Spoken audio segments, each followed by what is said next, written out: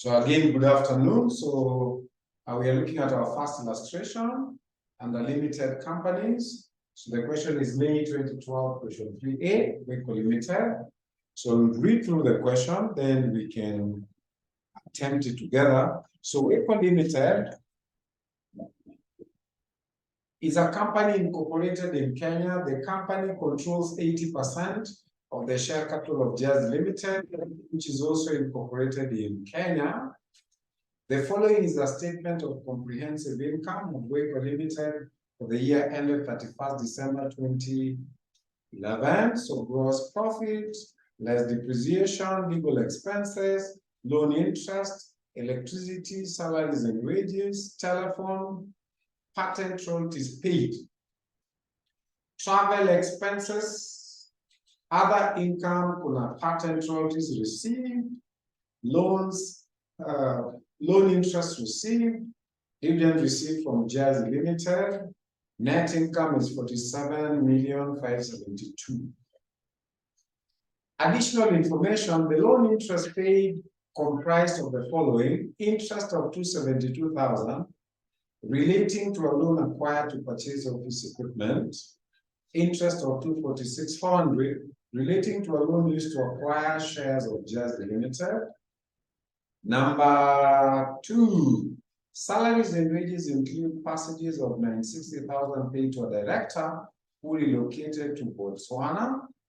3, travel expenses include 148,000 paid to a new employee hired from Cameroon.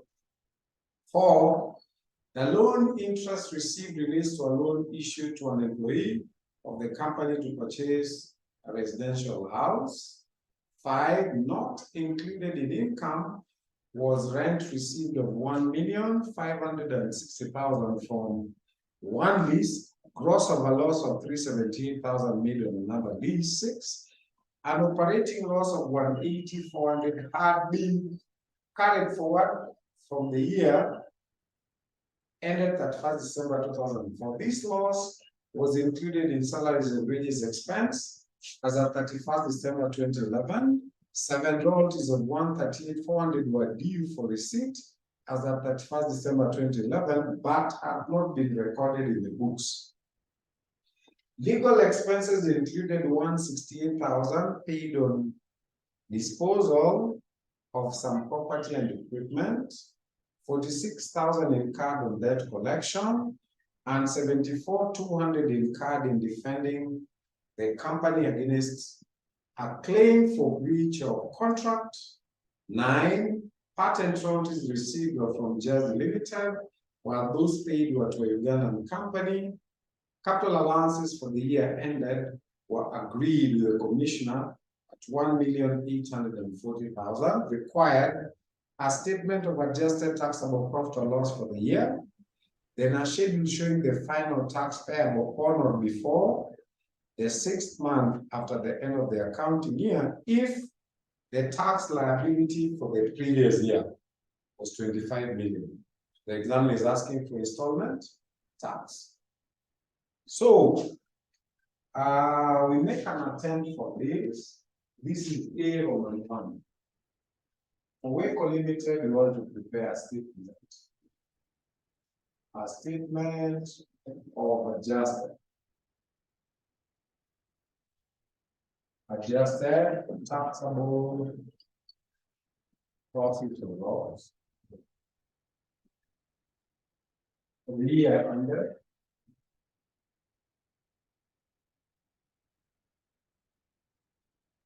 31st December.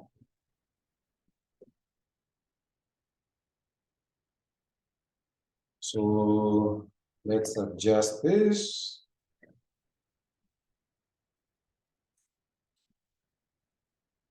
This is the statement we want to prepare now.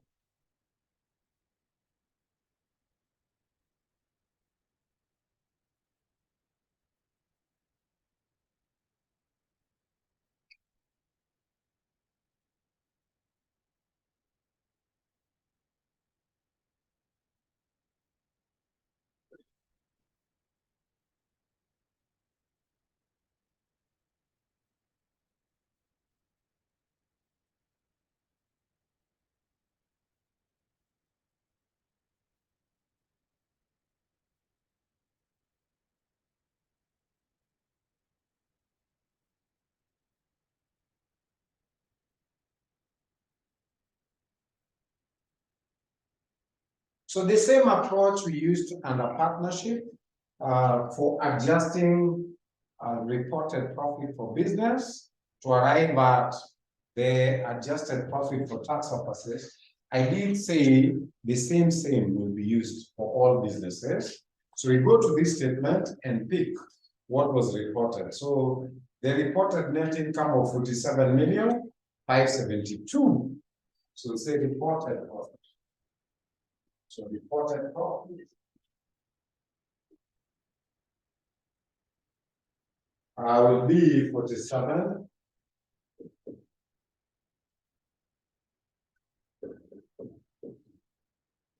$572.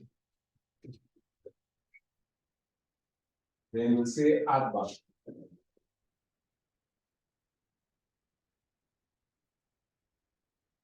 So we'll go through the expense items and add back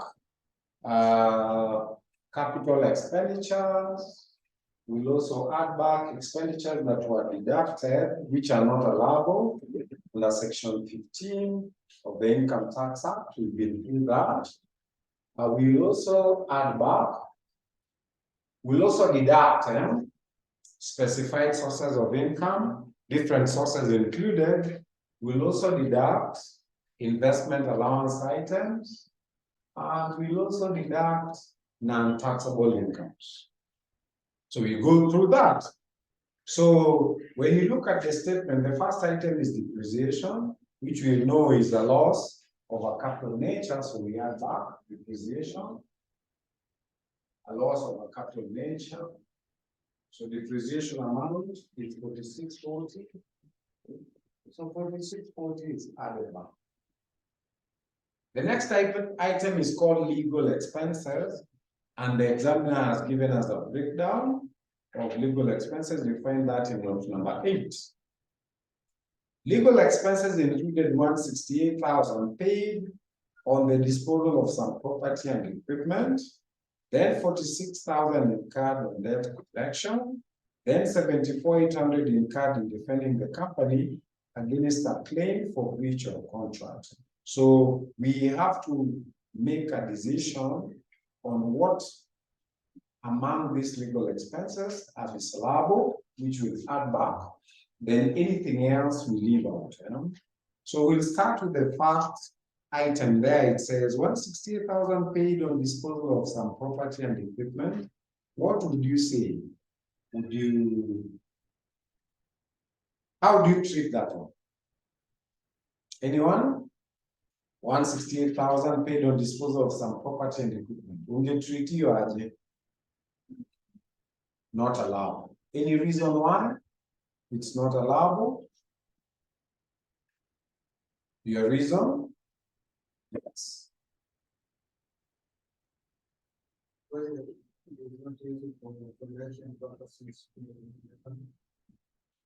I'm told it's not allowable, and the reason is it's not used for production of the company.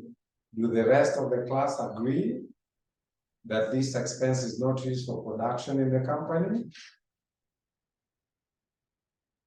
Silence means we've agreed. Well, I disagree. I disagree. I agree that it is not allowed to that extent, but I disagree with the explanation. The explanation is simply because this is legal expense relating to a capital expenditure. So it should be capitalized, should be added to the cost of the property and equipment that is being disposed, so it cannot be revenue. It cannot appear in the P&L. It should be part of the cost of the equipment. So we add back legal expenses relating to disposal of property and equipment. So legal expenses.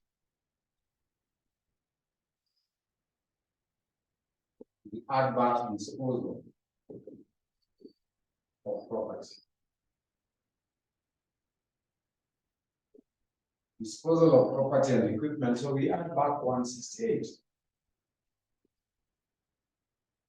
There's another item there. It says 46,000 incurred on debt collection is obviously allowed, specifically listed under the items we did under section 15 of the Income Tax Act, we said any legal cost incurred for recovery of bad debts or preparing notices to debtors to recover debt, so 46 is allowed. Then we have a third item, 74,800 incurred in defending the company against a claim for breach of contract. How would you treat that? It is? Disallowed. You disallowed. Your reasons for disallowing? You can't get away without a reason. You cannot get away. You'll get away in the exam because the exam will not ask you why. But here I'll ask you. So you cannot get away.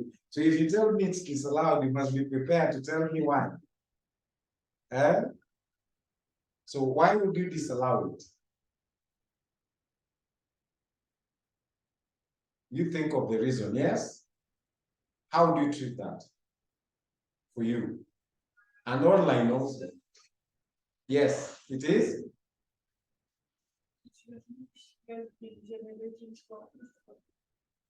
It does not help in production of profit. So you disallow it. So you agree with him that it's disallowable, but you've given us a reason he hasn't, and you're saying it's not, it doesn't produce profit. Now to online wanasemaji. Again, I disagree with you.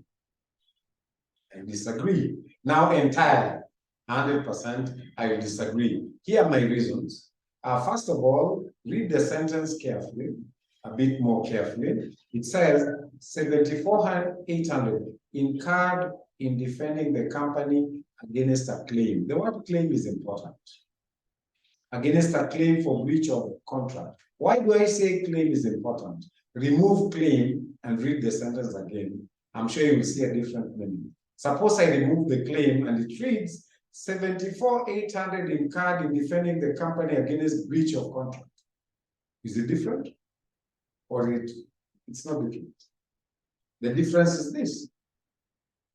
If it is an outright breach without the word claim, I'll agree with you. It's disallowable because it will relate to a penalty for having breached a contract. We've done something wrong. But now the word claim changes everything. They're not saying they breached. It's an allegation, which has not yet been finalized. Probably it will head to court. So until that happens, we cannot be the judges. It's only a claim. It's alleged. Just like somebody can say you have taken his 2 million. Okay? The fact that he has said you've taken 2 million doesn't mean you indeed have taken 2 million. You might not even have even 200 shillings on you, leave alone 2 million, right? So this is a claim. So it's allowed. Until it becomes a breach, until it moves from being a claim into a breach, then you will disallow it.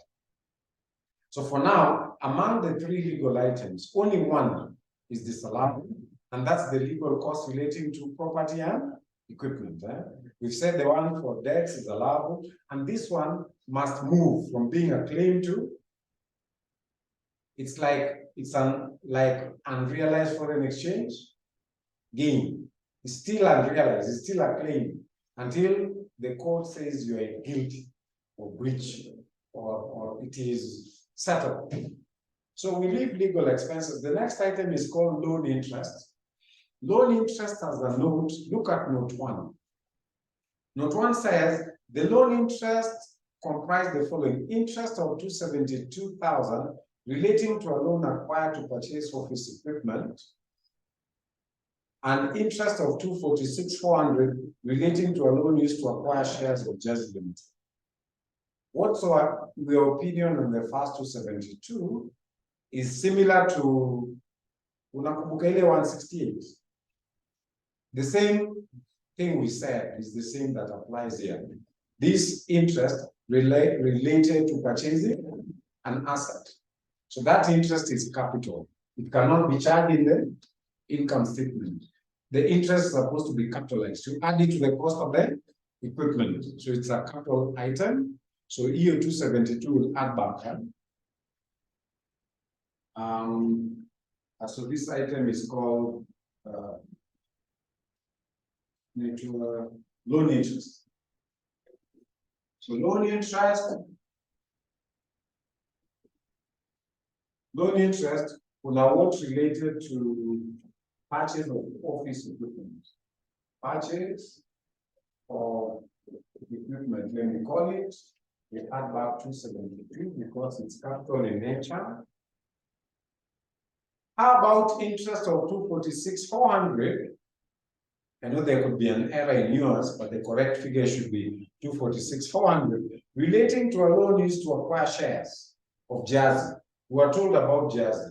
They acquired, they control 80% of the share capital in Jazzy. Yeah? So they incurred 246,400. They paid interest because of the loan they had used to acquire shares in Jazzy. What would be your treatment of that?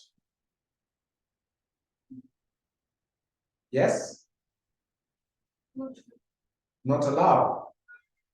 Now I'm waiting for the reason. In the exam, you'll get away, but here I must ask for the reason. You've said not allowable. Any reason why?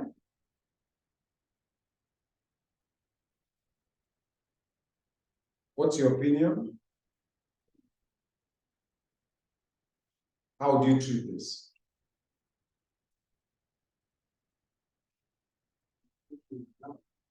You'll allow.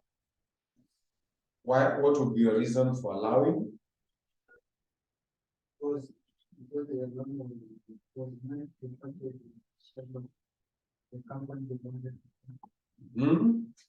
Yeah. So I disagree actually, because the 246,400 is to acquire an asset. Shares are also an asset, so it's a capital expenditure. Even though it's intangible, it's an asset. So for that, we disallow the 246. They are acquiring an asset. So put here acquiring shares. Acquiring shares in Jazzy. How much just acquiring shares will be 246.4. 246,400. We disallow that. Acquiring shares, and we're done with loan interest. The next item there is called electricity. Electricity is your normal revenue expense.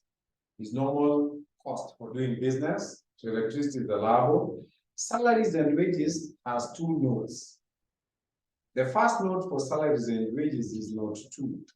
It says salaries and wages include passages of 960,000 paid to a director who relocated to Botswana. The next entry, still on salaries and wages, note 6. An operating loss of 180,400 had been carried forward from the year ended. This loss was included with salaries and wages expense as at the current year. So we have two entries. The first one is note 2. One that we did in note 2, I'll have to put in note 6. Note 2 inasema salaries and wages that included passages of 960,000 paid to a director who relocated to Botswana. So what are passages? Passages are travel costs that are paid for an employee of a company or even a director for purposes of travel. Are paid to an employee and his family, usually for an expatriate. An expatriate employee is a person who is not a citizen of Kenya, so they're only coming to the country for purposes of work. So that's an expatriate employee. So it's an expatriate employee. Which loan interest?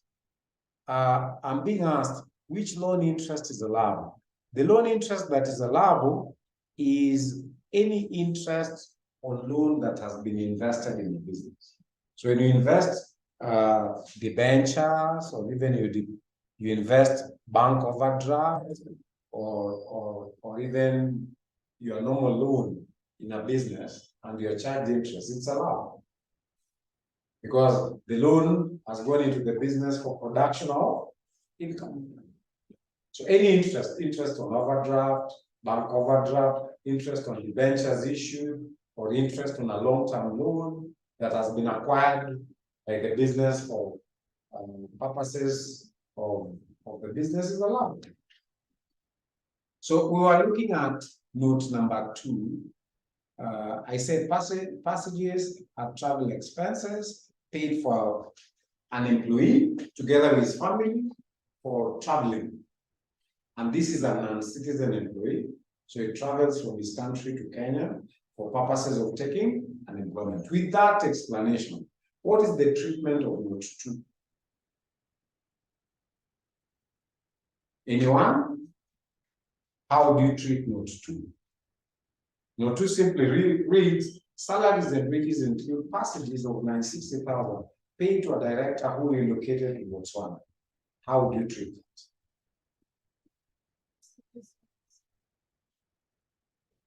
Passages are disallowed. Who said that?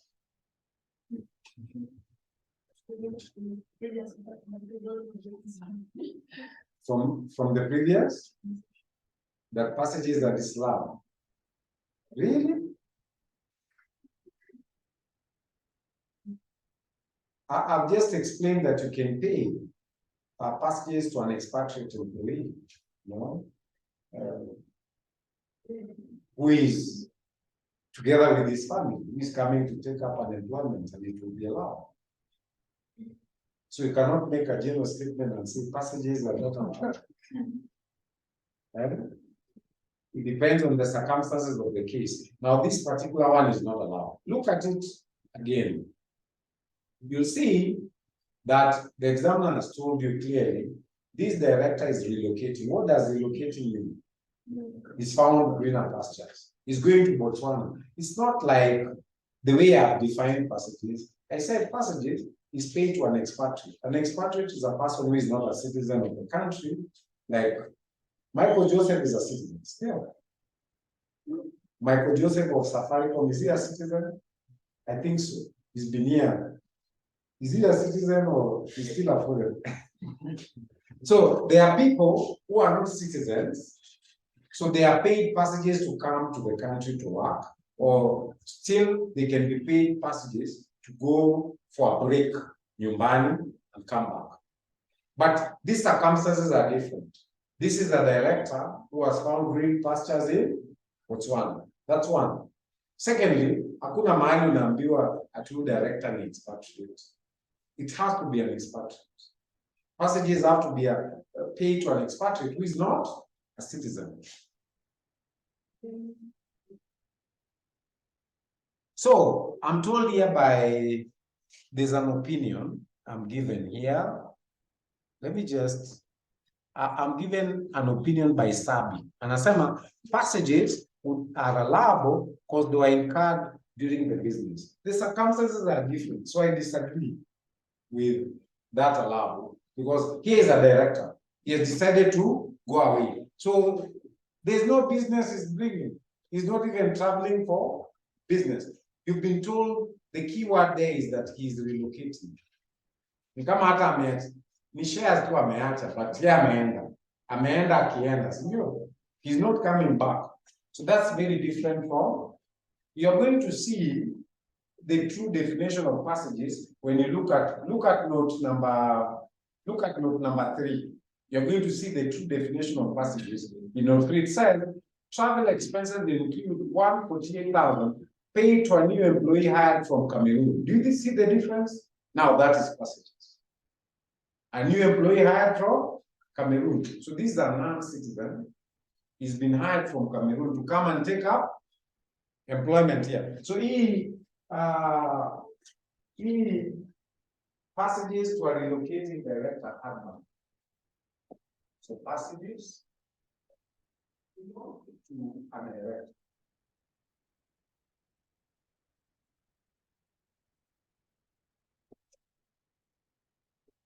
Relocating. And then the bracket to greener pasture to 960 we add back. Then we had the second item to deal with, still included in salaries and wages. Look at note number 6. An operating loss of 180,400 had been carried forward from the year 2004. Now I'll use the specific year, there's a reason for that. This loss was included with salaries and wages expense as at 31st December. I've taken the actual year because I want to count the number of years. The reason I want to count is there's a limit for which you can bring forward losses, and the limit is 10 years. You can only bring forward business losses for a maximum of 10 years. You don't have forever. So between 2004 December up to December 2011 must be around 7 years. Because around 7 or 8 years maximum. 7. So 7 years, 10 as Jaisha under the current legislation. So he is okay. It's okay if they bring forward losses as long as the losses have not been brought forward for more than 10 years. So for that reason, we are not going to add back 180,400, which was a loss included in salaries. So we leave out note 6. Then we go to the next item in the income statement. Is called telephone. And telephone expenses are normal or ordinary business expenses. Those are ordinary business expenses. Then you have patent royalties paid. How are you going to treat that one? Patent royalties paid. It will treat you as a. How are you going to treat that? There's an explanation in note 9. In Asama, patent royalties received were from Jazz Limited, while those paid were to a Ugandan company. So they paid a Ugandan company patent royalties. You ought to treat it. It is allowed. That's a business cost. Ni kama kusema, Kenya has been talking about, at least the previous years, was talking about Kenya having plans to manufacture their own drugs for COVID. But you see, we've not invented any COVID. So the logical thing is they are going to talk to any of the brands, AstraZeneca, Ama Moderna, Moderna, Ama Johnson's. So if you talk to them, it means you have to pay them. Unless wao wenyewe wakuondolee because you're coming from a poor developing country. But if they don't, you have to pay. What you pay is called royalties because they have patented that invention, and you have to pay them royalties before you can utilize it. That can happen even in business. So they paid a Ugandan company because they wanted to use their rights, and that's a business cost. So patent royalties paid is allowed. Travel expenses, ndio hiyo note tuliangalia note 3. Travel expenses include 348,000 paid to a new employee hired from Cameroon. Sasa hiyo ni passages. Passages are allowed. That new employee must be an expatriate because he's not being hired from Kenya. So travel expenses they allowed. So under disallowable expenses, apparently this is the list. We shall add back. Then you say that.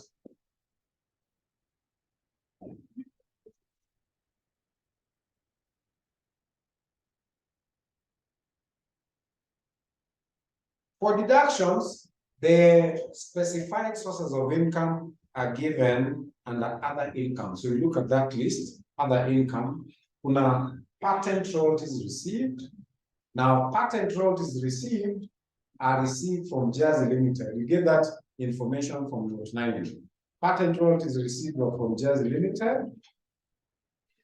And there's an explanation about Jersey Limited. In sentence number 2, at the beginning, it says, the company controls 80% of the share capital in Jersey Limited. Okay? So they control 80% of Jersey Limited, then patent royalties are being received from Jersey Limited. Is that an income? You're an income. Huh? Anyway, before we do that, before we discuss that matter, we will deduct patent royalties received from Jersey. Why? Because it's a different source. We eliminate it because of specified sources. So first of all, let's deduct patent royalties received. under specified sources, so this is a different source from trading or manufacturing, so we deduct 2640.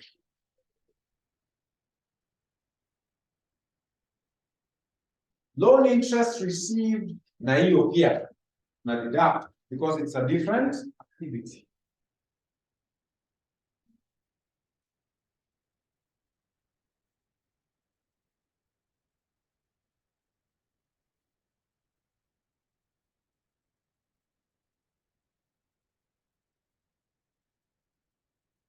Then you have loan interest received.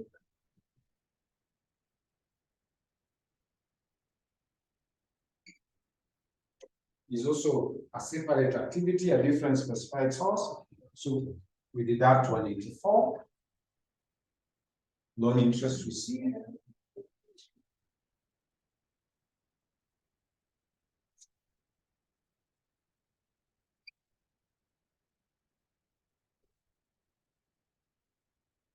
Then we have dividends received from Jersey. Again, dividends is investment income. We separate the sources.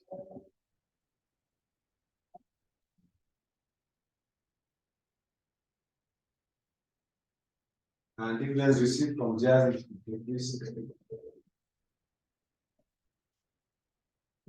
Then we also deduct investment allowances. And that has been given under Note 10. Note 10 says capital allowances for the year were agreed with the commissioner at 1840. So the name has changed from the year 2020 after the income tax amendment. So investment allowances. We change from capital allowances to investment allowances. So we put 1840. So this adjustment should give us adjusted profit or loss from trading. Then you look for other specified sources or other sources which we are supposed to work separately.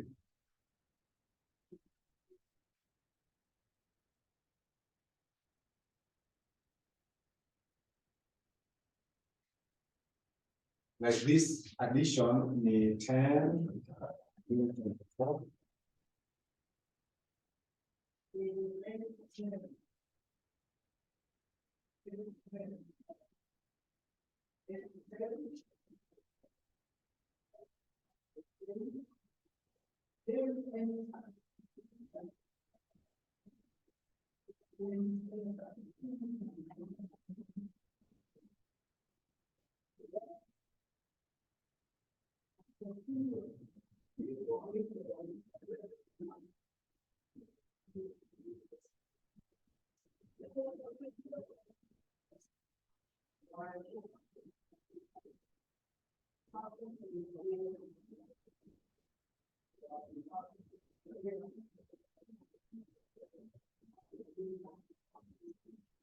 So this we'll call adjusted taxable. So it's the profit for tax purposes. Then you add other sources. We'll add other specified sources of income. So this is where we'll analyze the incomes. So I'll repeat the question I was asking you earlier. These patent royalties received, you are told according to Note 9, they were received from Jersey Limited, and then according to the second sentence, the company controls 80% of the share capital of Jersey Limited. So is this patent royalties received, is it income? Is it an income? Is it an income? It cannot be an income. In taxation, you have to get, or I don't know, whichever way you define income, income must come from outside. You cannot earn income from yourself. Jersey Limited is part of the group. In taxation, we refer to such income as a mutual transaction. Mutual means you are transacting with yourself.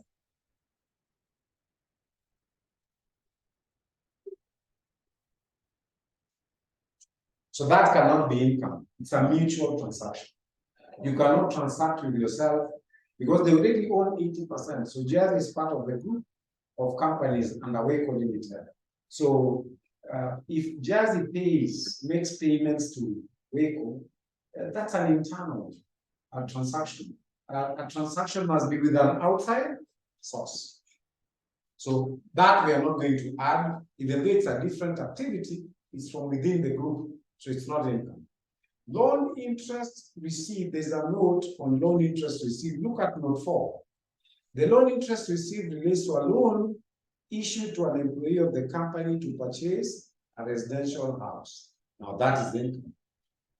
So the company has a policy, it gives loans to employees, and they charge them some interest. That's income. So I'll add here loan interest.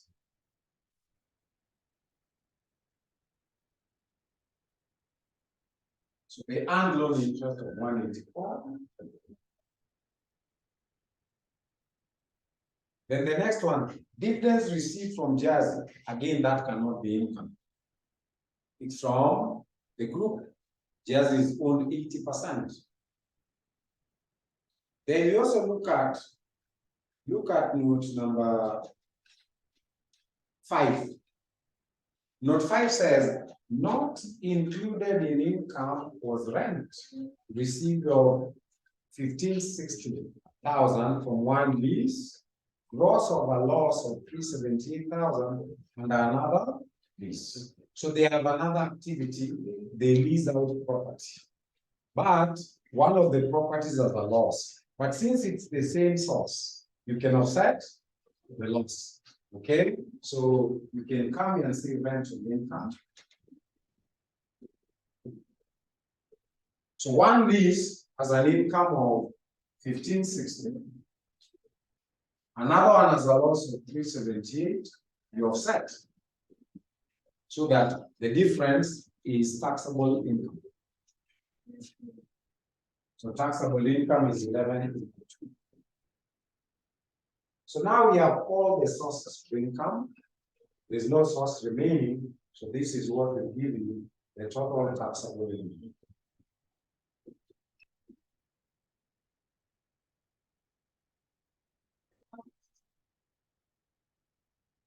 So you need to add this to get our total taxable income. Yes.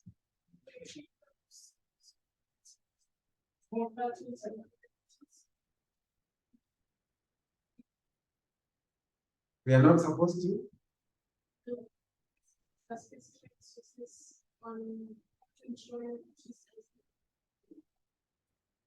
It's not specified sources. Yeah. But I said why it cannot be included. I said it's not income. Did you hear me talk about a mutual transaction? Ama hiyo ilipita kwa hewa. Nilisema it's a specified source, yes, but it cannot be an income because this company inaitwaje? Jazzy, they own it. See, it's part of the group. Kuna Wayco Limited hapa. Hiyo hata si mnafanya hiyo kwa FR na kuna Jazzy hapa. They already own 80% here. Isn't this one company? So how can you make income from yourself? Income must come from an outside source.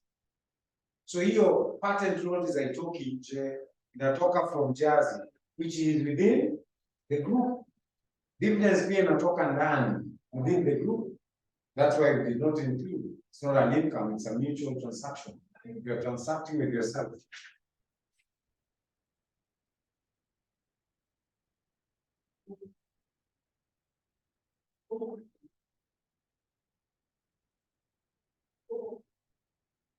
So this is 45,204. So this is called the total taxable income, and that's it.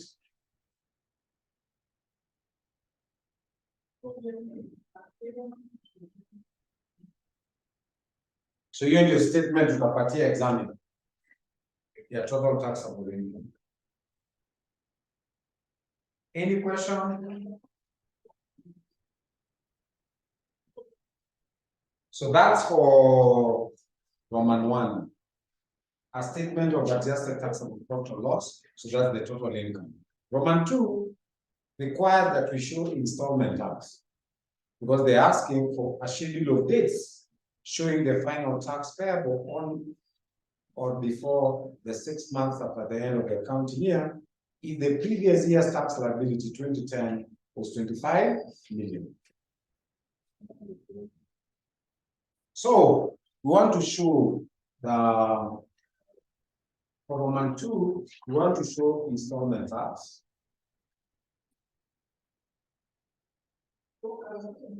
Installment tax.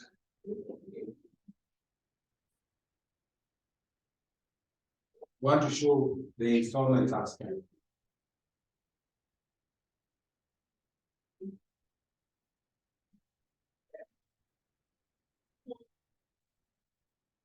Want to show the installment tax payable. Now, because we will need the current year's corporation tax, I want us to get 30% of that, because it will help us at the end of payment of installments to see whether we've overpaid or not paid. It will be for comparison purposes. So I'll first get corporation tax. Corporation tax liability. What they are supposed to pay by the end of the year.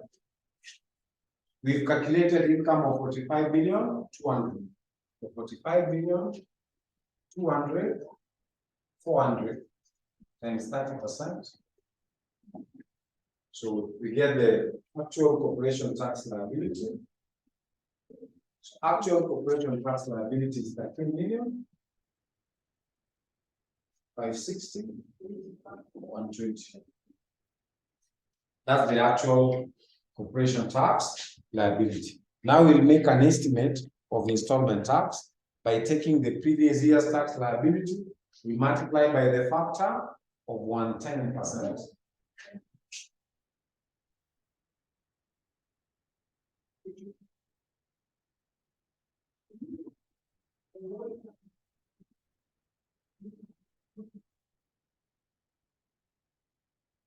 So that's the corporation tax, actual corporation tax payable by the end of the year. Now we want to show the estimated tax, the installment tax, by taking the previous year's tax, which the examiner has given, we multiply by 110%. Then we say installment tax.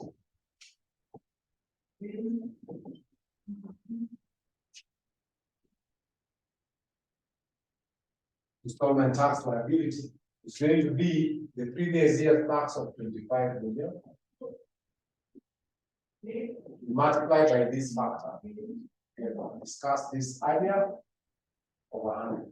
This factor is given under section 12, subsection 1 of the Income Tax Act. That gives us estimated tax of 27,500,000. That is what has been estimated for the current year. The remaining is simply to distribute it in 4 equal installments. Because the examiner wanted a schedule of dates. So schedule of dates in assignment due dates. So the first installment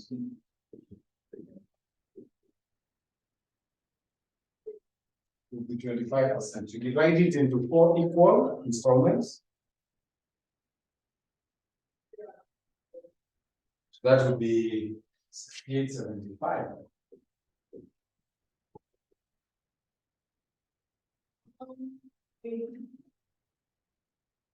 Was payable by 20th of April, the 4th month. 20th of April, then the second installment.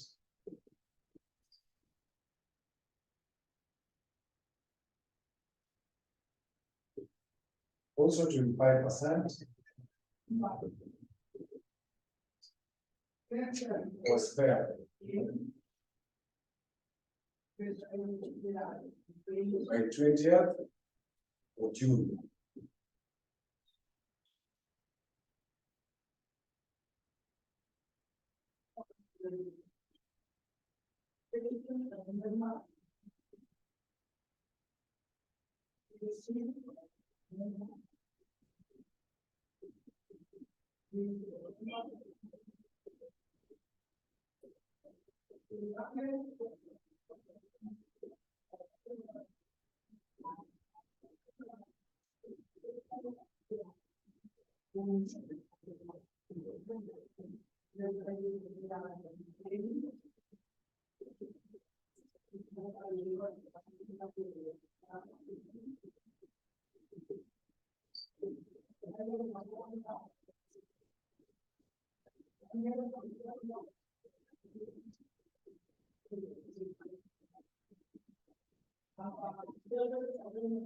Then you make the comparison. So far, we've overpaid because the total is 27,500, while the actual tax liability we calculated was 13,560,120. So there's an overpayment by the end of the year. So by the end of the year, you still tax refund. So the refund is going to be what we had estimated as installment tax minus the actual tax.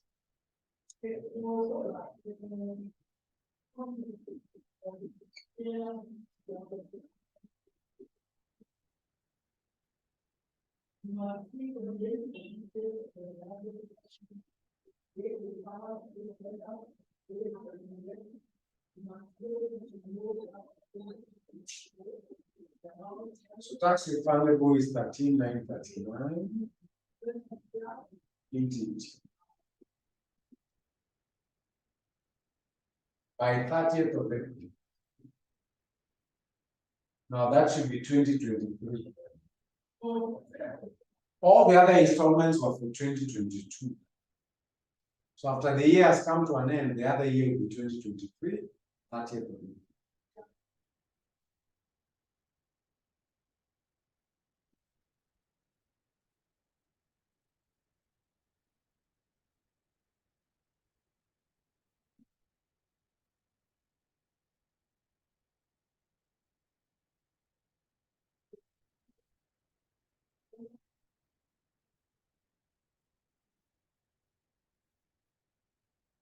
Any question? So now look at taxation of branch in subsidiary companies.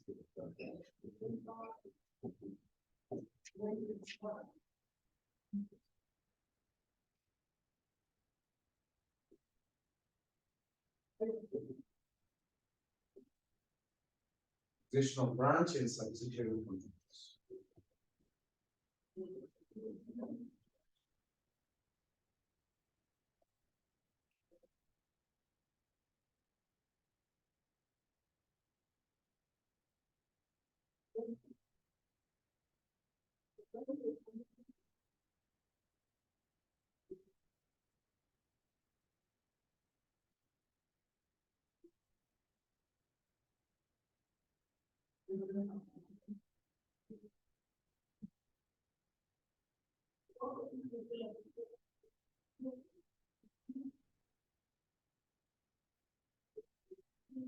$25 million is in the question.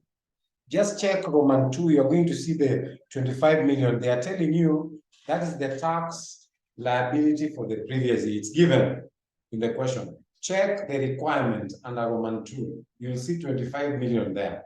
It's given. The tax liability for the previous year has been given.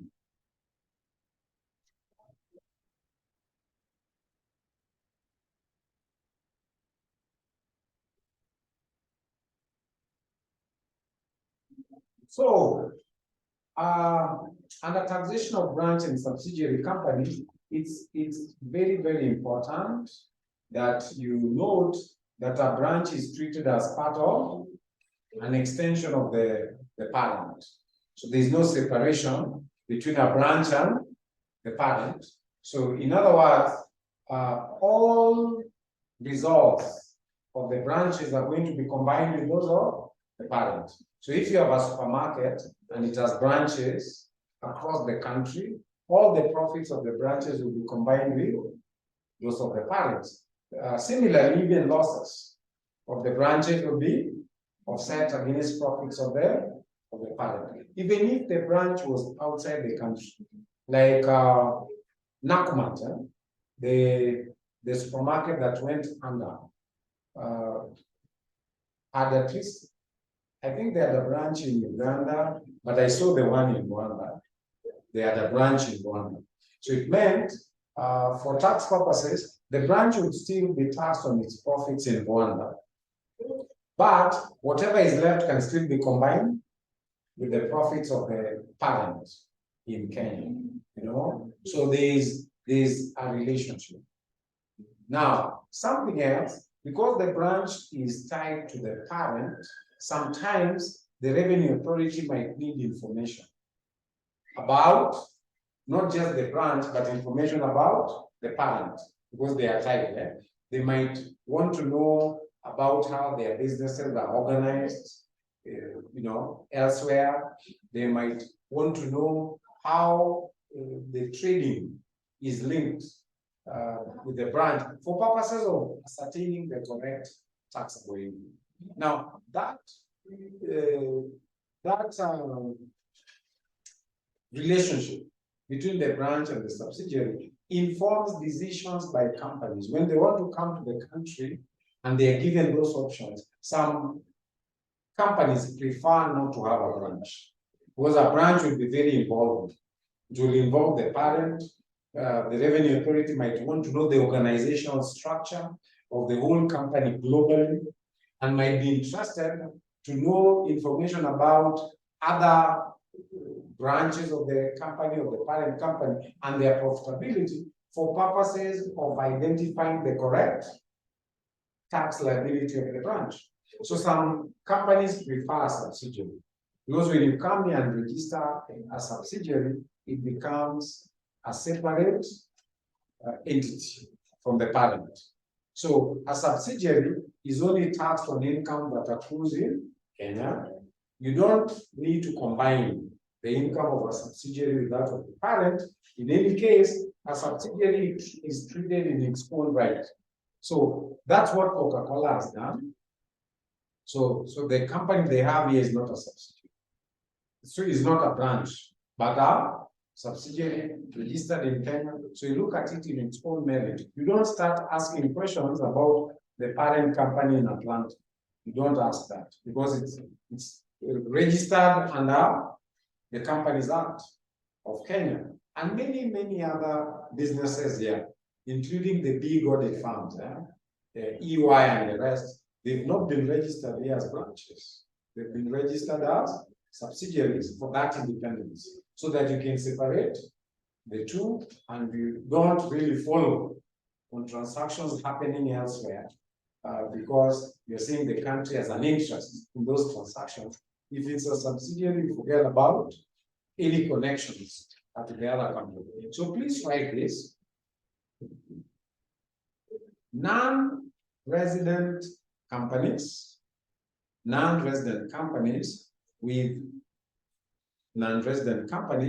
with branches in Kenya, non-resident companies with branches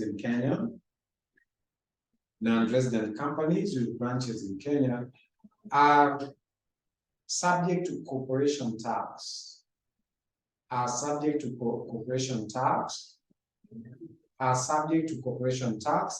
at a comparatively higher rate,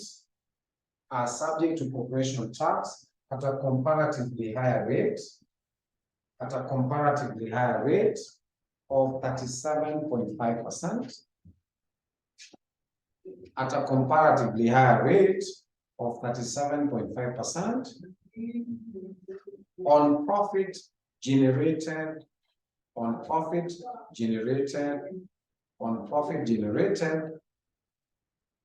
by their branches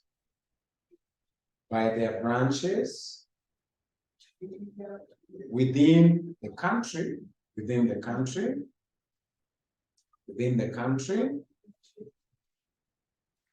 for purposes of ascertaining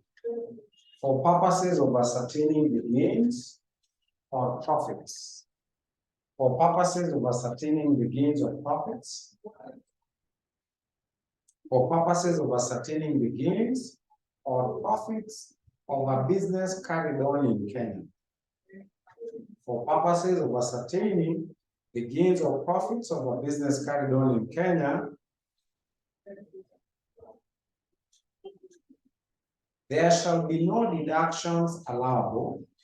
There shall be no deductions allowable. There shall be no deductions allowable. There shall be no deductions allowable in respect of any expenditure. There shall be no deductions allowable in respect of any expenditure incurred. There shall be no deductions allowable in respect of any expenditure incurred outside Kenya, outside Kenya by a non-resident person, by a non-resident person, by a non-resident person, other than any expenditure, other than any expenditure, other than any expenditure in respect of which, other than any expenditure in respect of which, other than any expenditure in respect of which, the commissioner determines that, the commissioner determines that adequate consideration has been given. The commissioner determines that adequate consideration has been given. Adequate consideration has been given. In particular,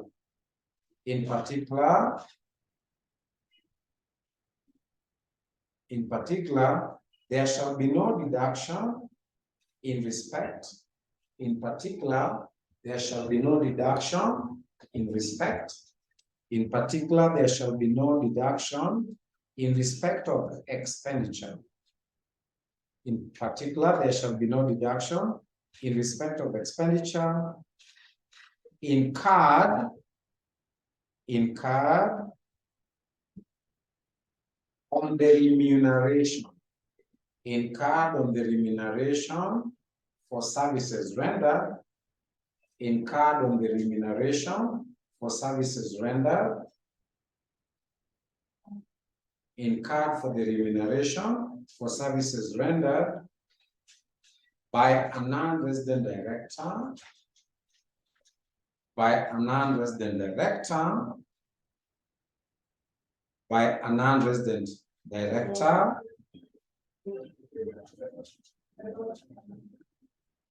who is not a full-time director of a company, who is not a full-time director of a company,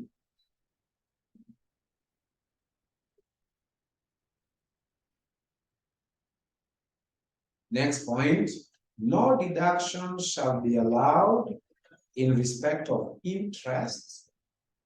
No deduction shall be allowed in respect of interest. No deductions shall be allowed in respect of interest, royalties,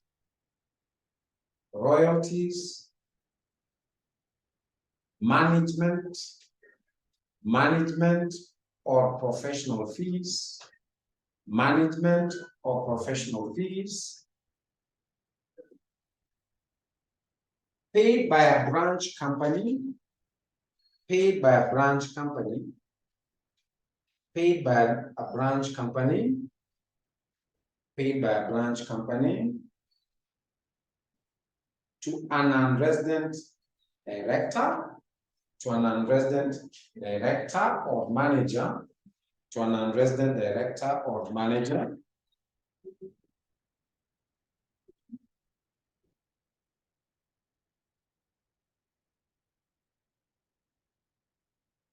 next point, the sales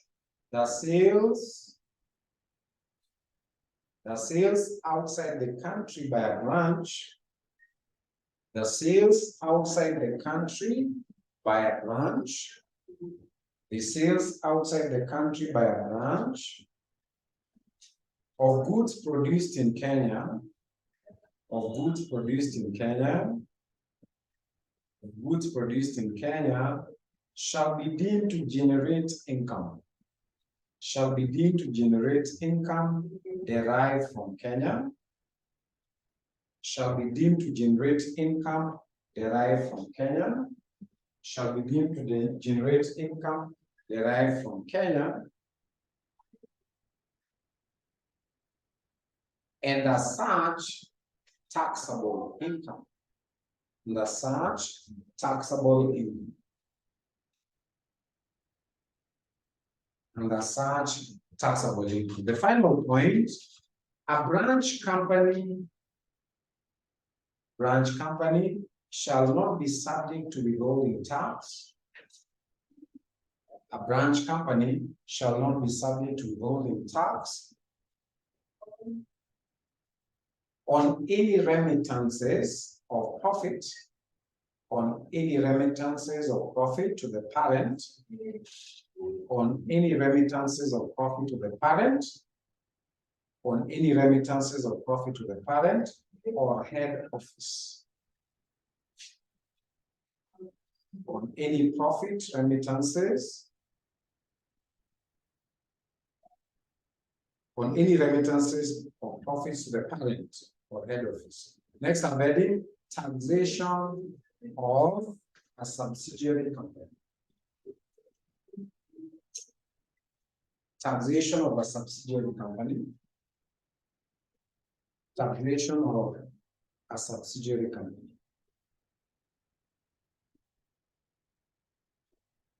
So if a company decides to register a subsidiary in Kenya, then it is treated as a separate entity, a legal entity that is separate from the parent. So it will only be subject to tax on income derived or accruing from Kenya, and there will be no other interest on matters happening to the parent. The losses of the branch will simply be, the subsidiary will simply be carried forward and can only be offset against profits of the sale of the same company in future years. So you cannot say the losses of the subsidiary can be offset against those of branch. So taxation of a subsidiary company. So we say under the ITA, short for income tax, under the ITA, a subsidiary company is treated as a legal entity. A subsidiary company is treated as a legal entity. A subsidiary company is treated as a legal entity that is distinct and separate. A subsidiary company is treated as a legal entity that is distinct and separate.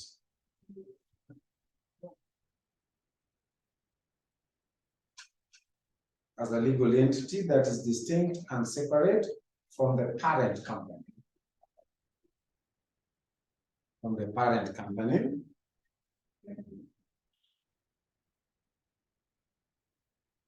Normally, there is no consolidation of profits. Normally, there is no consolidation of profits. Normally, there is no consolidation of profits of affiliated companies. There is no consolidation of profit of affiliated companies or the transfer of losses of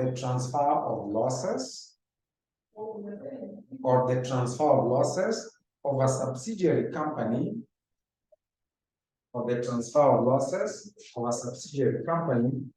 to the parent company,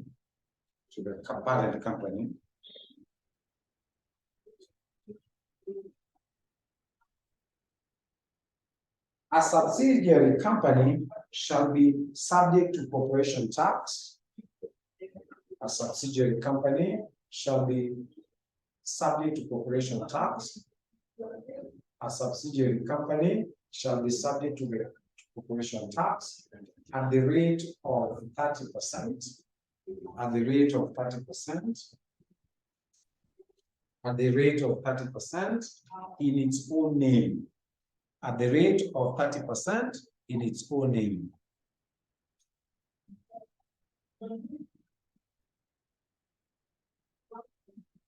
So he said that for goods that are exported or sold in a foreign country, but produced in Kenya, the income will be considered as having accrued from Kenya because the goods were produced in Kenya before exportation. So even income generated out of exports will still be taxable income in Kenya. That's what we said. Somebody was asking that. I will repeat that. Okay, with that, again, we are ready to look at May 2014. So if you can turn to May 2014. May 2014, this is question 5. May 2014, question 5. May 2014, question 5. That should be in your past papers. May 2014, question 5.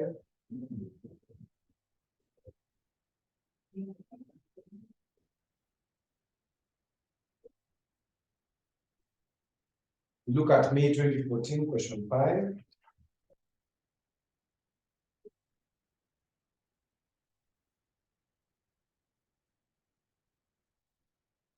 We will discuss the A part together, then part B will be your assignment.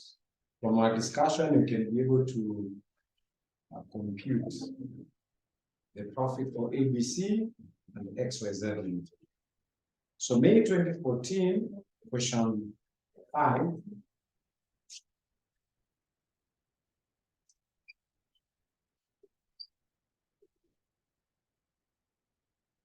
It's called ABC.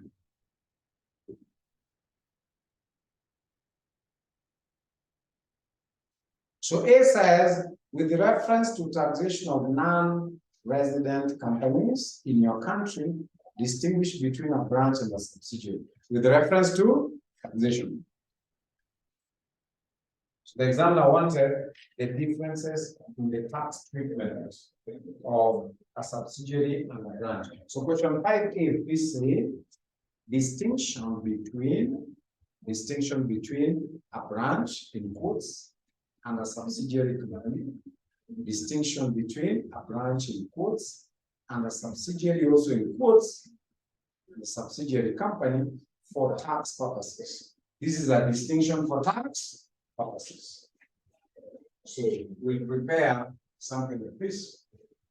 Small distinction. So on one end, we put branch.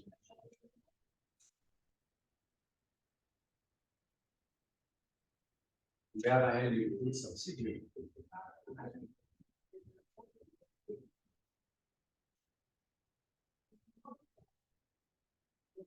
Then we can distinguish for tax purposes.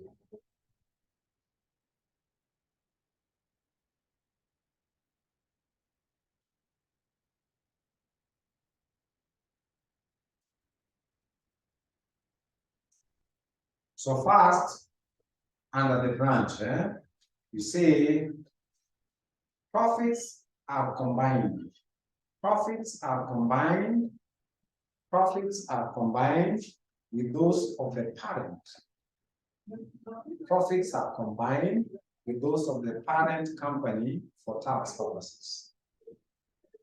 Profits are combined with those of the parent company for tax purposes.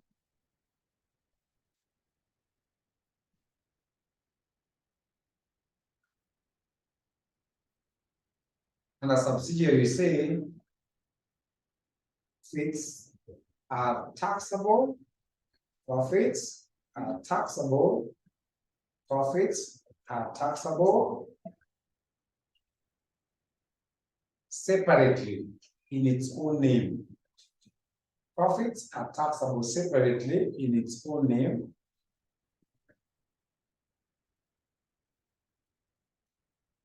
Then under branch, you say losses can be offset.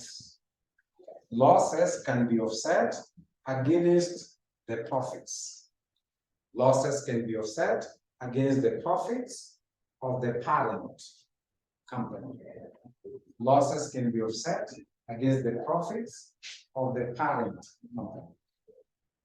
Losses can be offset against the profits of the parent company.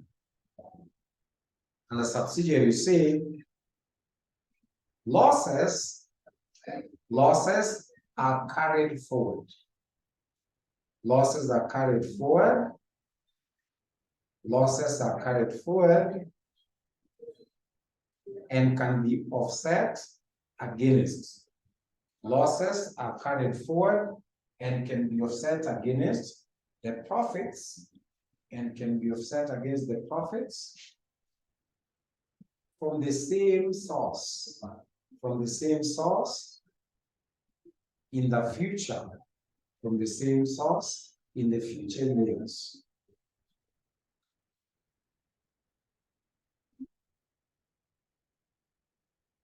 Then another branch, you say profits are taxable. Profits are taxable under the non-resident. Profits are taxable under the non-resident. Profits are taxable at the non-resident corporate tax rate. At the non-resident corporate tax rate of 37.5%. Non-resident corporate tax rate of 37.5%. And a subsidiary, profits are taxable. Profits are taxable at the resident. Profits are taxable at the resident corporate tax rate. Profits are taxable at the resident corporate tax rate of 30%.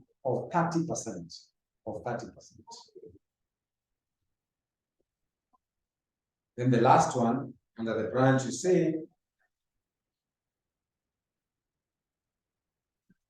profits are repatriated.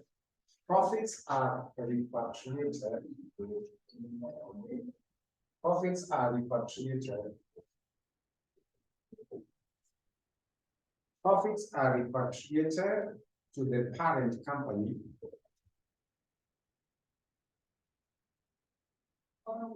at no further tax. Profits are repatriated to the parent company at no further tax. And a subsidiary, dividends distributed to the shareholders. Dividends distributed to the shareholders. Dividends distributed to the shareholders are subject to withholding tax. Are subject to withholding tax at the rate of 5%. Are subject to withholding tax at the rate of 5%. So that's the A part. So you can try the B part as an assignment. I will add another question still very similar to that one. So these are a recent sitting. The last two sittings, kuna ingine kama hiyo. Let me just get it from you.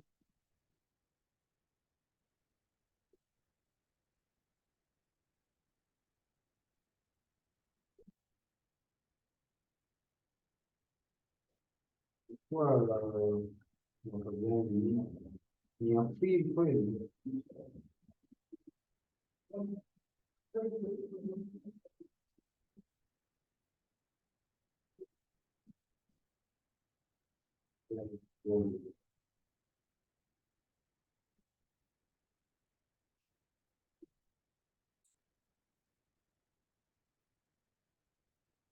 Hii ni August, yeah, August 2022. August 2022, question 2. The other question is August 2022.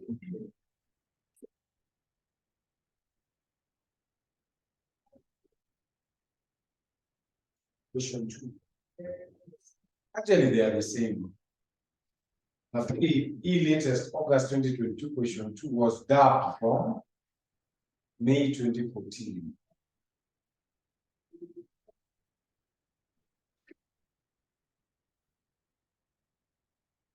So wangapi wako na swali? Any question? Maybe we'll read, I'll start off the question, but I'll not finish, so that you guys can have an assignment to do. We'll read the question. I will start it for you so that you can see how simple it is. It's not as complicated as you may think, but I'll let you maybe go ahead and finish the question and also try the August 2022 one. So August 2022, the latest in the area.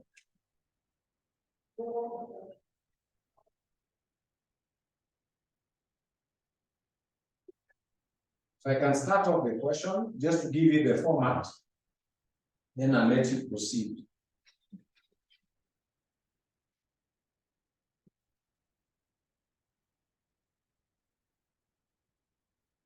This is B. We can read the question.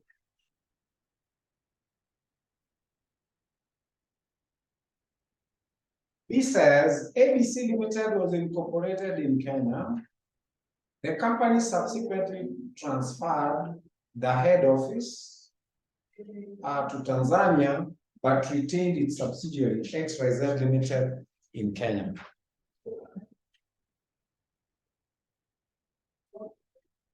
Now, for the year ended 31st December, the following results of the parent company and the subsidiary have been presented to you, all in Kenya shillings. So ABC Limited, XYZ Limited, gross profit, gain on shares disposed, recovery from insurance, goods transferred to subsidiary company, goods transferred to parent company, gain on sale of land, interest income, okay, commercial bank and treasury bills, gain on sale of building, loan interest, bonus shares, giving us total gross income of ABC Limited and XYZ Limited. Then there are expenses like directors' fees, repairs and renewals, preliminary expenses, retrenchment costs, rent rates and insurance, goodwill written off, legal and accountancy fees, depreciation, interest on overdue VAT, subscriptions, donations, general administration expenses, purchase of equipment, loss of stock, mortgage interest, salaries and wages, pension contribution, giving you total expenses, and then the net profit. Additional information, goods transferred from the subsidiary or from the head office were marked up by 10% above cost. 2, the land sold was subject to a legal challenge regarding ownership. 3, the building sold was donated by a non-governmental organization, the value of which was 3 million shillings at the time of donation. Current value was estimated at 3,500,000. 4, loan interest income was in respect of a loan obtained from the subsidiary company. Bonus shares were from a company in which ABC Limited has 70% control. Rent rates and insurance. The building in which XYZ Limited operates in is owned by ABC Limited.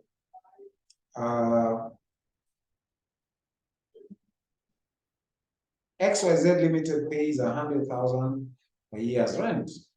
Donations were to an orphanage for children. Part of the equipment purchase valued at 1,400,000 was from a subsidiary company, from the subsidiary company.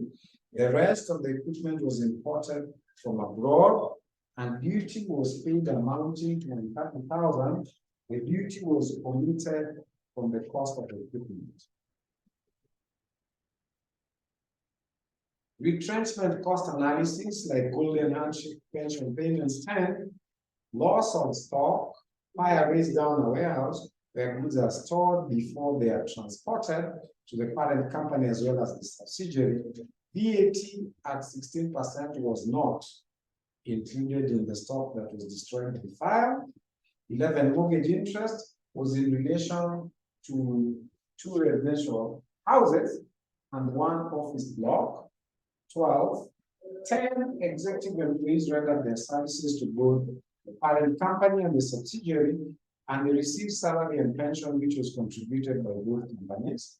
Required adjusted taxable profit or loss for ABC Limited, and X-Ray Limited for the year, and taxpayer if any. So we are going to have the same format, columnar, and then we are going to adjust the profits that have been given using the same approach we've had for businesses to adjust from profit reported for accounting to profit required for tax funds. So we're going to prepare a statement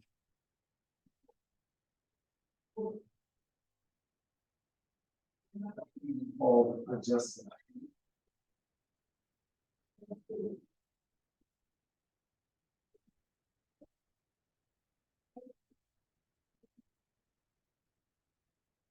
I've not put any name because I'm going to put the names in columnar format.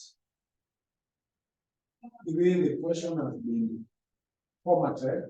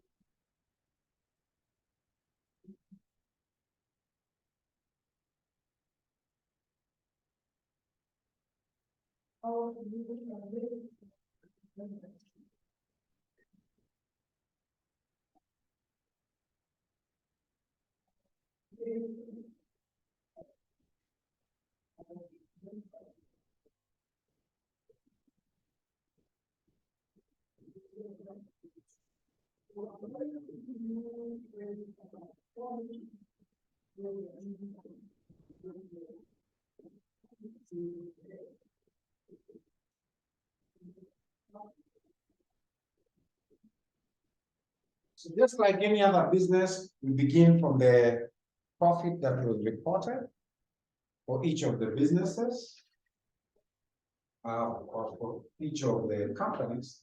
So you say reported profit.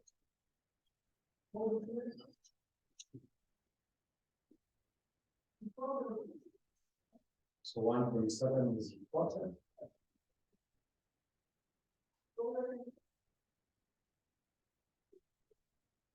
Then we say other.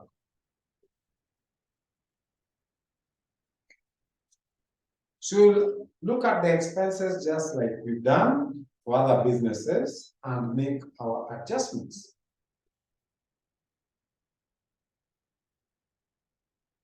So our expenses start from director's fees.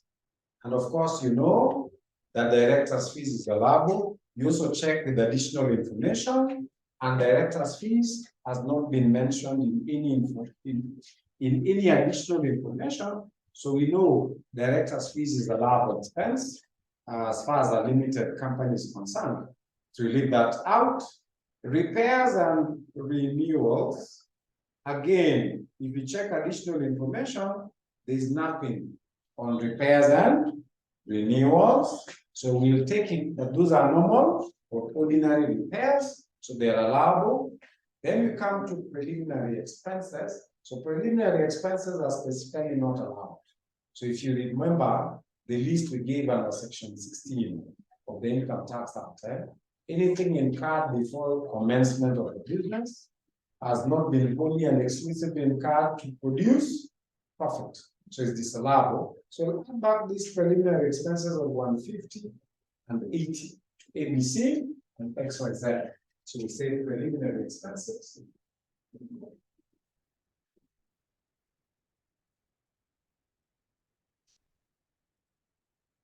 and we add back 150, and add back 80.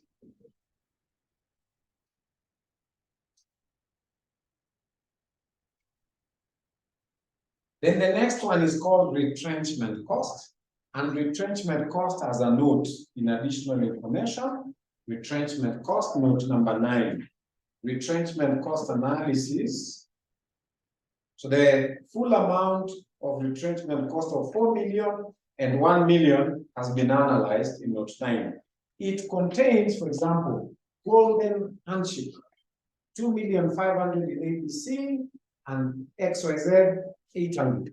Then you have pension payments of 1,500,000 and 200. So let's start with golden handshake. What would be your treatment for that? For golden handshake? How would you treat that? What will alipewa golden handshake? Utatritaje? Disallow. Why? What is golden handshake? We start from there. Before you disallow or allow, we start from there. What is golden handshake?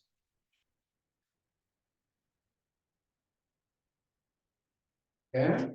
What is golden handshake? So the last time there was a major retrenchment in the public service was somewhere in early 2000, and this retrenchment was paid for by the World Bank. Just like now, the World Bank had already advised the government that the salaries and wages being paid out to public servants is excessive. Like the PFM Act, the Public Finance Management Act, in the Constitution requires that out of the revenue, you should not pay more than 35% of total revenue and salaries and benefits to civil servants. So that time, the World Bank agreed to pay for retrenchment by the government from state corporations. Like those days we had posts and telecommunications. It's dying because of technology. People are no longer sending letters. They've been trying to remind me to pay for my letterbox for the last 2 years.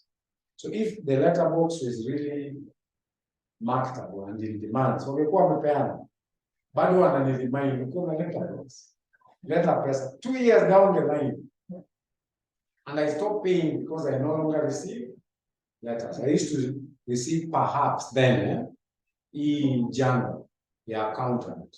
But even those fees wameanza kutuma online, including hata ukitaka statements za company, like final results of the year. Hata shareholders fees watumiwi booklets, wanatumiwa online. Sasa wao wanahitaji like recreate, to reinvent. Wanasema reinvent. Did you learn that like for the last 4 months hawajalipwa salary?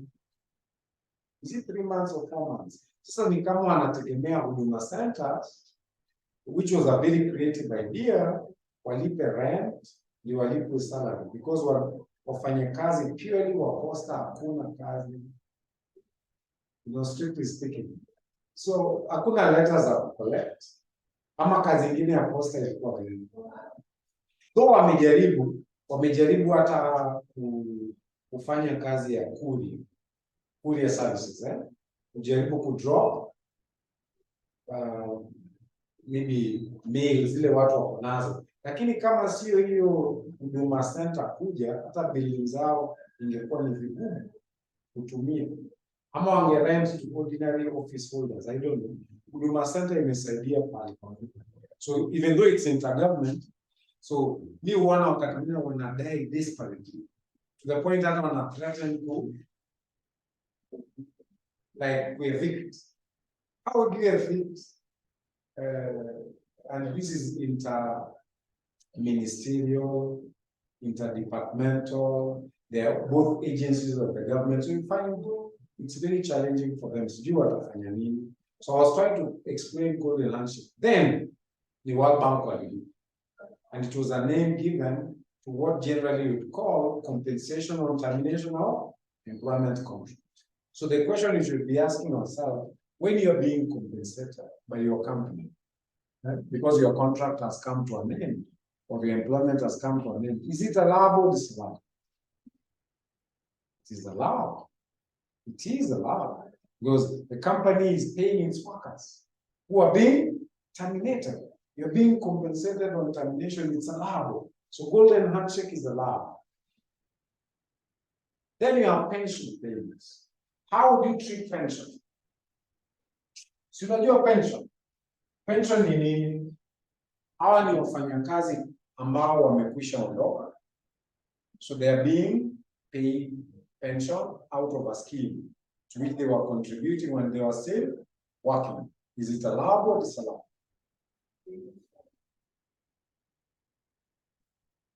Anyone? Online? Is it allowed or disallowed? Pension is not allowed because it's not an expense that is wholly and exclusively incurred to generate this income. Our pensioners hawako kwa organization, hakuna contribution yao, wanalipwa kwa sababu ya their contributions in the past. Right now, there's no relationship between what they're being paid and this income. Is it there? So we cannot include. So we'll charge your pension payments. So kuna pension payments ya 1.5 and 200. So pension payments.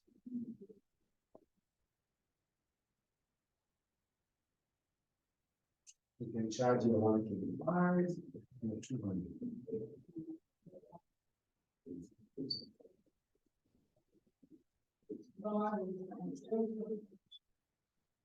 Okay, back to our statement. Hiyo ilikuwa retrenchment cost analysis. Then kuna kitu inaitwa rent rates and insurance, and there's a note on rent rates and insurance. Look at note number 6. It says rent rates and insurance. The building in which the subsidiary is located, XYZ, operates is owned by the parent, ABC Limited. XYZ Limited pays 100,000 per year as rent. So it's included in the expense of rent, rate, and insurance. Two things. The first thing, that is a legitimate expense because the subsidiary and the parent are separate. So kama LDC wame decide kulipisha subsidiary rent, it is correct because the two are separate. Kama ingekuwa branch, ningesema utasemaje unalipisha branch rent and you are part of the same organization. But for tax purposes, we treat the subsidiary separately. So your expense, there will be no adjustment. But there's a second thing. The second thing, which is not very, very obvious, but you can see, is that ABC has an income. We're going to treat the 100,000 as an income from other sources. Why? Because the two are separate. So ABC ni landlord, XYZ ni tenant.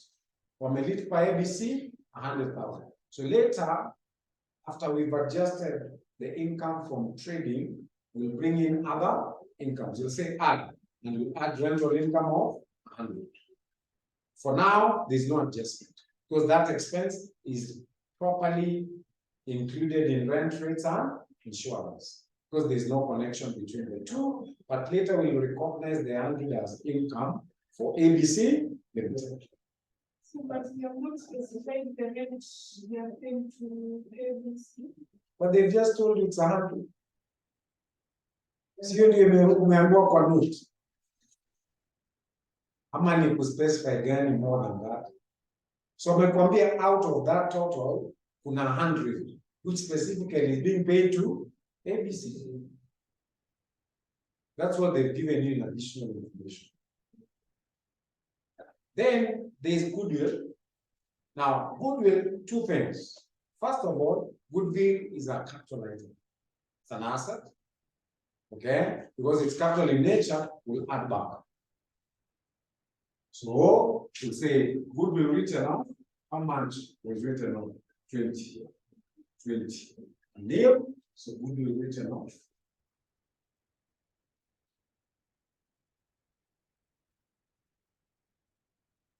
$20 has been written off. So we add back because goodwill is capital in nature. Legal and accountancy fees, they did not give us any information on that. So normally, legal and accountancy fees is allowed, unless they are given us a breakdown and analysis, then we have discussed that. So let that be allowed, but depreciation is not, is a loss of a capital nature. So we add back 230 and 120. So depreciation.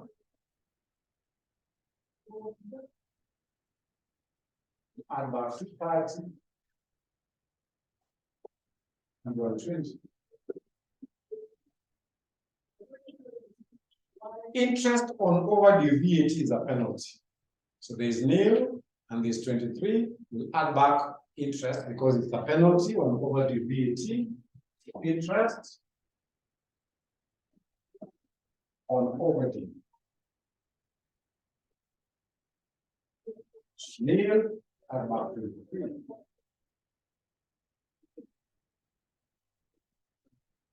Subscriptions, is there a note on subscriptions? There isn't. On a note on donations, not subscriptions. So we'll just treat it as a lab. Example, akitaka kuadjust atakupatia information, so achana na hiyo. Donations kuna note 7, inasema donations were to an orphanage for children. So because wanasema ni an orphanage, we can conclude that's a charitable organization. What does an orphanage mean? It's for orphans. So clearly orphans are children without parents, so they cannot pay. So that's a charitable organization, so it's allowable. General administration expenses, we've not been given any information on that, so we allow. But purchase of equipment is capital cost, so we add back 3.5. So purchase of equipment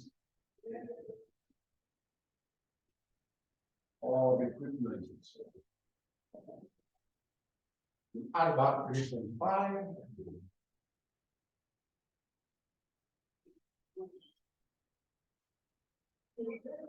And nil. But there's additional information on purchase of equipment. Look at note 8. Part of the equipment purchase valued at 1,400,000 was from the subsidiary company. The rest of the equipment was imported from abroad, and duty was paid amounting to 130, which duty was omitted from the cost of the equipment. So what the examiner wants you to know, which we are not going to need right now. Okay? So later we'll claim investment allowances. It will be the part of 1,400,000. Because it's not new equipment, we'll just claim 10%. But then the difference between that and 3.5 is 2.1. So that will be important. But we're being told duty was omitted. So we must add duty. EWA 22, 30. Then you'll use it to under deductions to claim investment allowances, because this is equipment that was used in the business. So for the 1.4, we'll claim 10%. For the new equipment, we'll claim 50% because it's new imported. But it will be 2.1 plus 130. 2230 will claim 50%. That's for later. Loss of stock, there's a note on loss of stock. Look at note 10.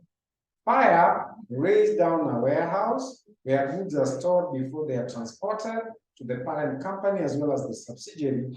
VAT at the rate of 16% was not included in the stock which was destroyed by fire. So, loss of stock under section 15 of the Income Tax Act, write-off of stock is allowed.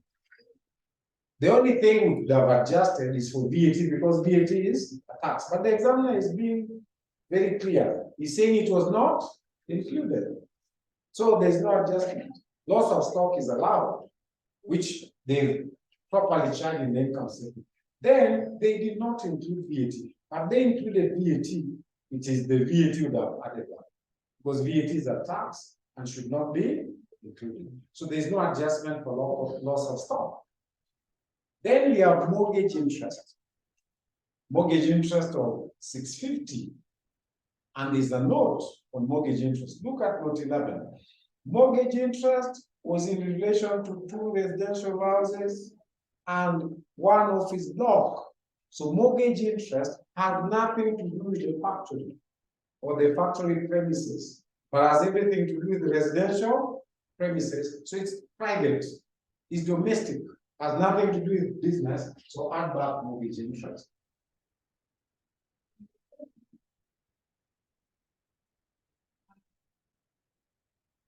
So these are costs for residential premises. So add back 650 and name mortgage interest. Salaries and wages. The information we have on salaries and wages cannot be adjusted for. Look at note 12. 10 executive employees rendered their services to both the parent company and the subsidiary, and they received salary and pension which was contributed by both companies. The examiner didn't give any figures or anything, so that information cannot be adjusted. So salaries and wages are under adjustment.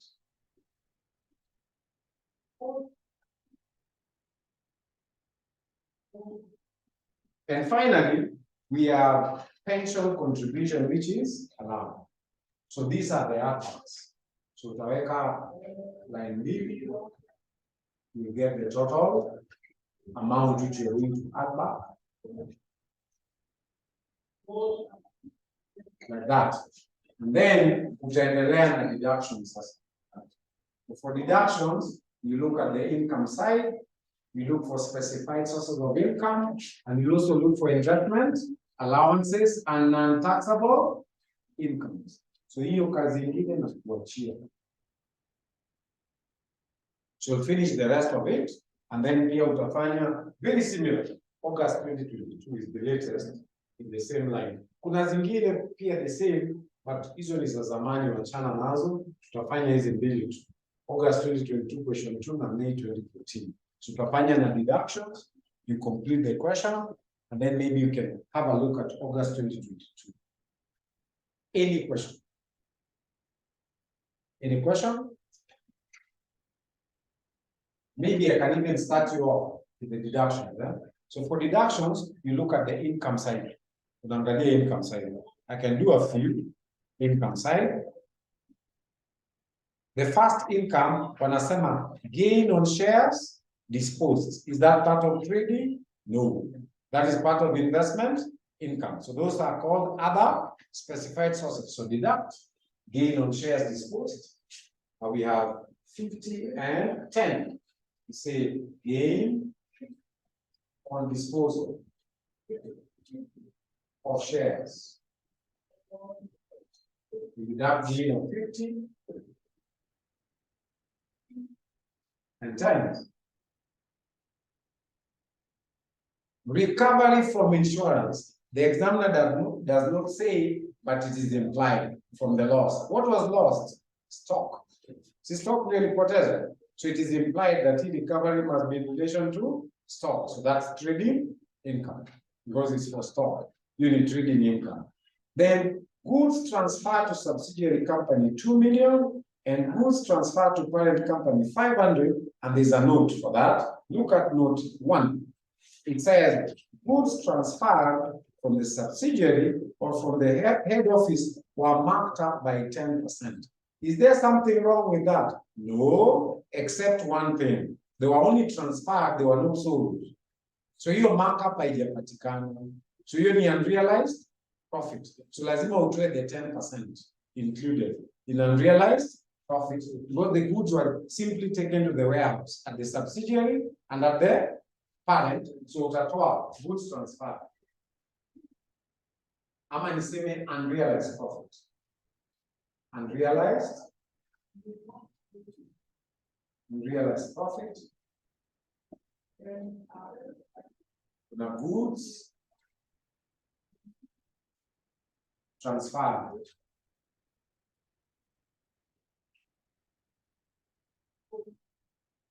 So tutaanza na goods transferred to subsidiary.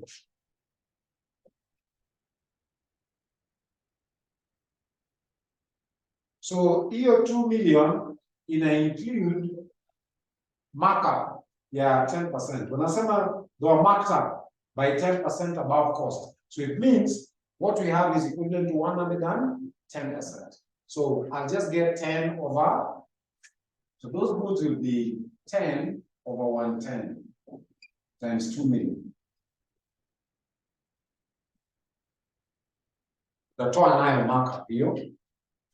You are marked up by 10% of cost.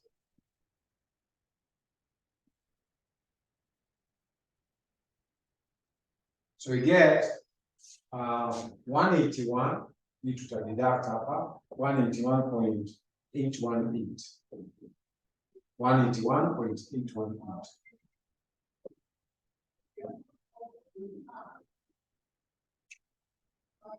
Then we have goods transferred to parent.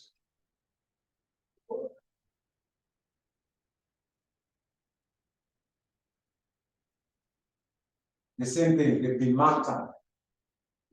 The goods have been marked up 9,500. So tunatoa hiyo markup. Tunatoa hiyo markup for the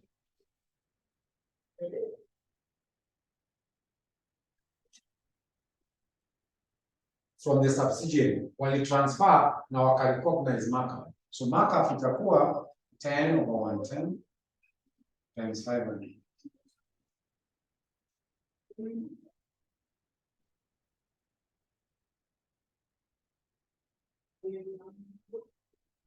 So hii itakuwa 55.455. So mnaweza endelea na the rest until you get the adjusted profit. So stop there. So kindly try and finish that. And also look at August 2022. We finish with the deductions, get the adjusted profit, add any other income, and get the tax. And that will be all. Any question?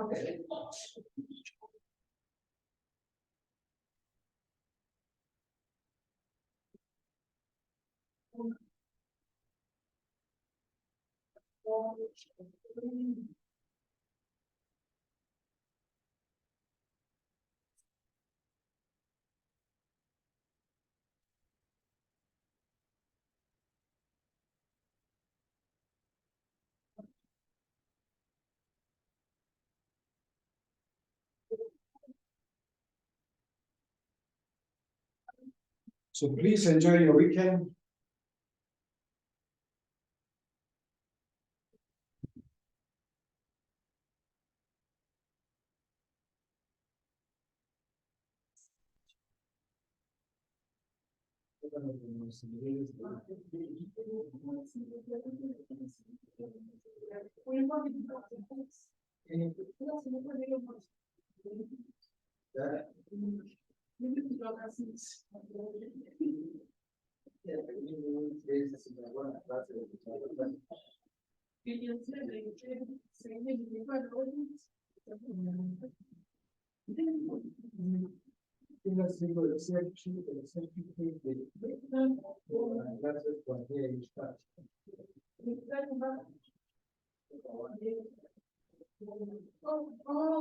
Unafanya biashara ya